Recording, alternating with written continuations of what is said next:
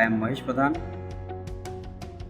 from Belpahad, Jharsuguda, Odisha, and I have been teaching English in various schools for 5 years.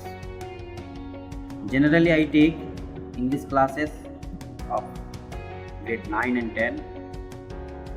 There were many challenges that I faced before, such as it was a difficult task to manage a large number of students inside the classroom, as well as it was a difficult task to pay individual attention to each student.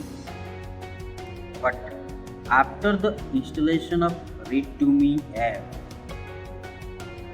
students paid more attention and attendance also increased significantly. There are many helpful tools or features where words are highlighted as they are read at a speed best suited to students. Words are decoded with the help of spelling and pronunciation features. Word meaning are added by the dictionary, translation, and picture dictionary tools.